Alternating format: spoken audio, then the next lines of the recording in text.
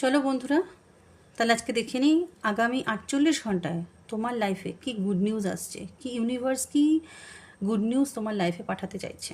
দেখো, আমার যতদূর মনে হচ্ছে এখানে এসছে 7 অফ শোর্টস, এখানে এসছে দ্য এমপ্রেস, আর এখানে এসছে প্যান্টিকালস, 9 অফ প্যান্টিকালস। এখানে 7, 3, 9 রয়েছে। কারো ডেট অফ বার্থ মানে ডেট অফ বার্থকে একসঙ্গে করলে 7ও হতে পারে, 3ও হতে পারে, 9ও হতে পারে। তো তোমাদের সঙ্গে রেজোনেট করে নিও যার যা ডেট অফ বার্থ দেখে।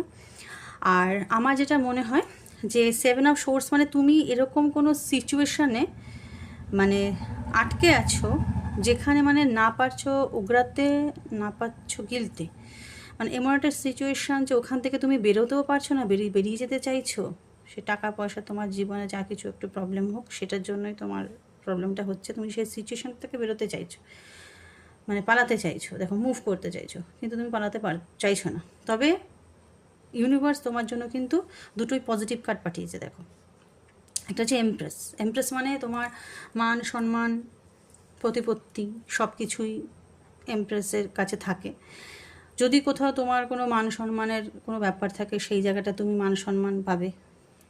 তারপরে তোমার ধরো কেউ প্রেগনেন্ট হওয়ার ইচ্ছে, কিন্তু মনে হচ্ছে যে কী জানি রেজাল্ট কী হবে, তবে অবশ্যই পজিটিভ রেজাল্ট হবে। সেখানে প্রেগনেন্সির জন্য অবশ্যই পজিটিভ রেজাল্ট আসবে, নতুন সুখবর, আনন্দের খবর জানতে পারবে। আর প্যান্টিকালস, 9 অফ প্যান্টিকালস মানে প্যান্টিকালসের একটা সমস্যা তোমার মিটবে। কোথাও যদি তোমাদের টাকা পয়সা আটকে গিয়ে থাকে বা তুমি কাউকে দিয়েছো সেটা ফেরত পাচ্ছ না, আগামী 24 ঘন্টার মধ্যে কিন্তু একটা আশা আছে, একটা গুড নিউজ আছে। মানে ঈশ্বর বলছে যে কোথাও টাকা পয়সা বা জমি জমা সংক্রান্ত কোনো প্রবলেমের মধ্যে যদি তোমরা থাকো, সেখানে কিন্তু একটা সুখবর আশা আরও তোমরা কিন্তু দেখতে পাবে। এই দেখো, তার মানে দুটোই তোমাদের কিন্তু পজিটিভ কার্ড এসছে। অবশ্যই তোমরা এটা কিন্তু হর হর মহাদেব বলে ক্লেম করবে, আর আমার মনে হয় এটাকে শেয়ার করবে। আমার চ্যানেলটা অবশ্যই ফলো করবে এবং লাইক করবে। লাইক না করলে এনার্জি এক্সচেঞ্জ হয় না। যেমন পুরোহিতকে কিছু দক্ষিণা দিতে হয় না, ওই লাইকটাই হচ্ছে আমাদের দক্ষিণা, যেহেতু এনার্জি আমাদের দিতে হয়। তা এটা যার যখন দরকার পড়বে, অবশ্যই ইউনিভার্স এই মেসেজটা তার কাছে পৌঁছে দেবে।